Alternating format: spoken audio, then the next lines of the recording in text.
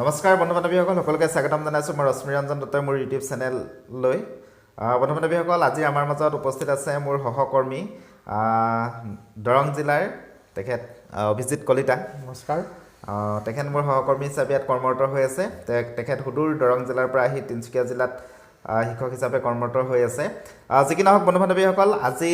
অসমৰ মাননীয় শিক্ষামন্ত্ৰী মহোদয়ে তেখেতৰ ফেচবুকত এটা গুৰুত্বপূৰ্ণ পোষ্ট দিছে তাত উল্লেখ কৰা হৈছে যে আমাৰ দূৰ দূৰণিত কৰ্মৰত যিসকল শিক্ষক শিক্ষয়িত্ৰী আছে তেখেতলোকৰ মাজত এটা প্ৰশ্ন উদ্বেগ হৈ আছিলে যে 6 আৰু 7 জানুৱাৰী তাৰিখে যি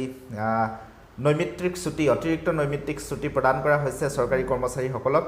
দূৰ দূৰণি শিক্ষক শিক্ষয়িত্ৰীসকলৰ বাবে এই ছুটিটো প্ৰযোজ্য হ'বনে নহয় তেখেতলোকৰ মনত যথেষ্ট চিন্তা আৰু শংকা হৈ আছিল গতিকে আজি তেখেতৰ যিটো ফেচবুকত তেখেতে পোষ্ট কৰিছে ইয়াৰ পৰা যথেষ্টখিনি সকাহ পোৱা গৈছে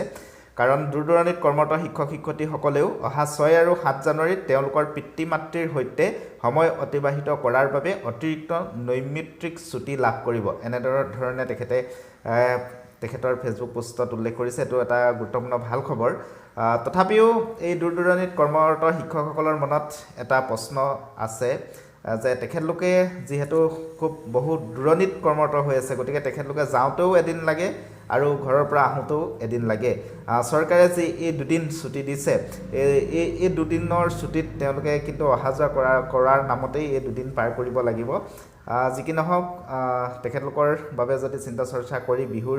আগে পিছে যদি এনেধৰণৰ ছুটিটো মঞ্জুৰ কৰিলেহেঁতেন যথেষ্টখিনি উপকৃত হ'ব পাৰিলেহেঁতেন দূৰ দূৰণিত কৰ্মৰত শিক্ষক শিক্ষয়িত্ৰীসকল যি কি নহওক এই দুদিন পিতৃ মাতৃৰ সৈতে সময় অতিবাহিত কৰাৰ কাৰণে যি ছুটি ব্যৱস্থা কৰিছে যথেষ্টখিনি সকাহ প্ৰদান কৰিছে চৰকাৰী কৰ্মচাৰীসকলক এই ক্ষেত্ৰত অসমৰ শিক্ষামন্ত্ৰী মহোদয়ক আন্তৰিক ধন্যবাদ জ্ঞাপন কৰিব লাগিব শিক্ষক শিক্ষয়িত্ৰীৰ ফালৰ পৰা কাৰণ 6 আৰু 7 জানুৱাৰী তাৰিখে শিক্ষক শিক্ষয়িত্ৰীৰ মনত যিটো শংকা হৈ আছিল যে বন্ধ হ'বনে নহয় তেখেতেতো স্পষ্টভাৱে উল্লেখ কৰি দি যথেষ্টখিনি উপকৃত কৰিছে বন্ধু-বান্ধৱীসকল আজিৰ ভিডিঅ'টোৰ জৰিয়তে এইখিনি তথ্য জনাব বিচাৰিছিলোঁ ধন্যবাদ